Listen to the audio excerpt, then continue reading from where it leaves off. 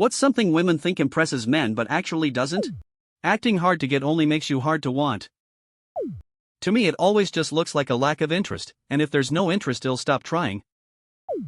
The funny thing about this is that if a woman plays hard to get, she filters out the guys who actually know how to take no for an answer, and she ends up with the guy that doesn't.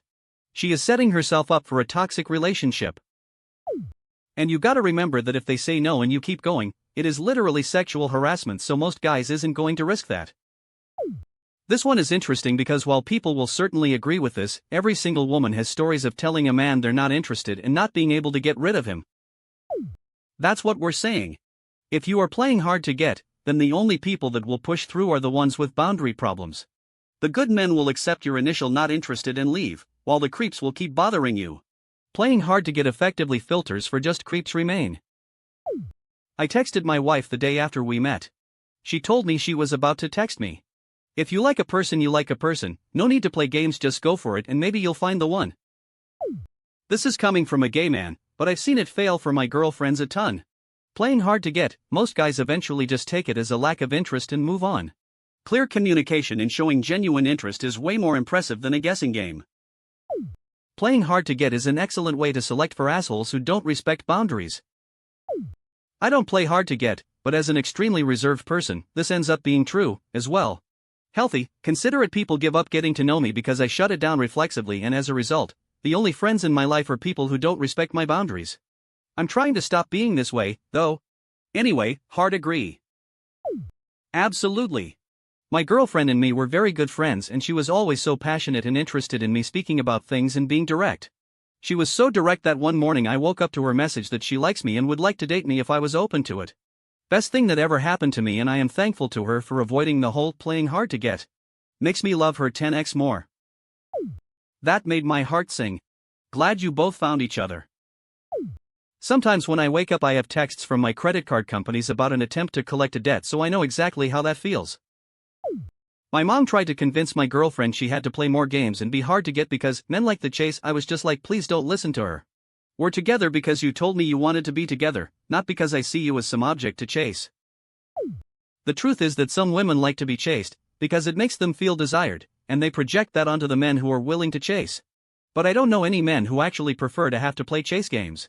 Men prefer things to be clear and direct. Acting disinterested to seem to be cool.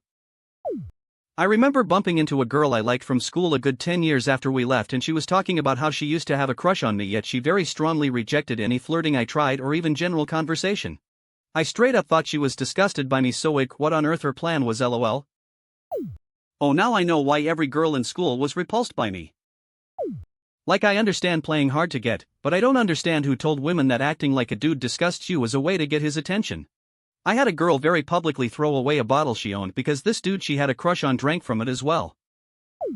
If you want the guy to keep pursuing you even though you've turned him down or otherwise indicated you're not interested, you're limiting your dating pool to dudes with boundary issues. Exactly. No should mean no, right? I don't want to be a stalker or make anyone uncomfortable, so if someone makes me think they aren't interested, I'll leave them alone. Ladies, if the guy has any kind of decency, then he's learned that no means no. It follows then, that hard to get is only going to attract guys who aren't decent. So good luck with that. Telling us about how many other dudes are interested in you or what they did for you. I dated someone who did that. I think she believed that was how you got a man to spoil you. I also came to the conclusion that she had traded up to me from the last guy, because she would compare me to him a lot if she felt I was slacking. We lasted less than a week. My ex did this for me. It's like, okay, go back to him then. Girls that trade up had an ex who did this with every BF she had before me. Each one successively more wealthy, or had something else cushy like their own place. During that convo where I noticed this pattern, I half-jokingly asked if I had anything to worry about. Working class family, young enough that the only jobs I could land were cleaning jobs or retail/hospitality, no car, etc. Her response? Oh, nothing to worry about. I've changed now, I'm not materialistic like that at all, which is why we're moving to Europe to travel hostels. Like, sorry Becky, but fuck no. I'm not hustling myself outside truck stops in Slovenia to pay for hostels because you decided the previous Wednesday that you're now a hippie and that I'll foot the bill for you.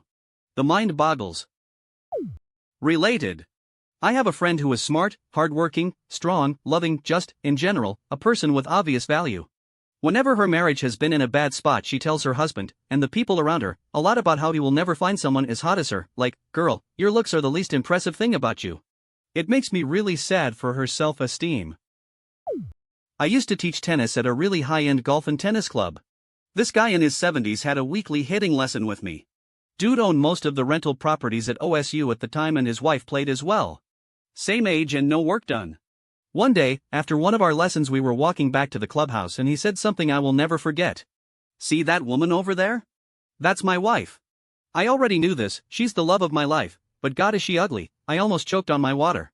Remember son, marry a woman because you love her, don't marry one just because she's pretty. My wife used to be pretty but she sure is ugly now. Remember son, they all get ugly. Maybe she's insecure because she feels like her looks might go with age while those other traits can't really leave. I've been out of the dating pool for a while, but I ran into a number of women, all of them relatively young, a couple decades ago, who I got the vibe that they wanted to use the existence of another guy, even if fictional, in order to stroke my competitive level or something. That may work for Twilight, predominantly written for young women, but most guys will probably bounce if put up to such a "let me compete again another man to win your affections" challenge. The worst was probably when I was playing pool with a girl from the current social circle and she suggested that she should break up with her boyfriend and date me instead. Said boyfriend was with the rest of the group while the two of us were playing pool. If you have to pick between me and some other guy, please pick him.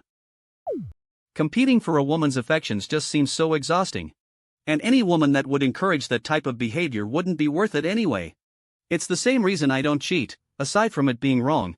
The whole ordeal of carrying on an affair is something I'm way too lazy for. There's a difference between being an independent individual versus simply not taking others into account. I'm glad you're your own person, absolutely.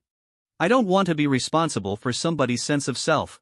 But, if there's no room for others in your narrative, it's probably going to be a lonely one. This is a good one. I'm sure men do it too, but I don't meet them personally, which makes sense. I think because there's a long history of our culture not viewing women as independent and autonomous, some have overcorrected into some unhealthy form of it. I'm attracted to independent women, but sometimes I meet someone that hates the idea of ever relying on a friend, accepting any form of assistance, taking advice from anyone even if they're super knowledgeable about a thing they're trying to do, or having any vulnerability.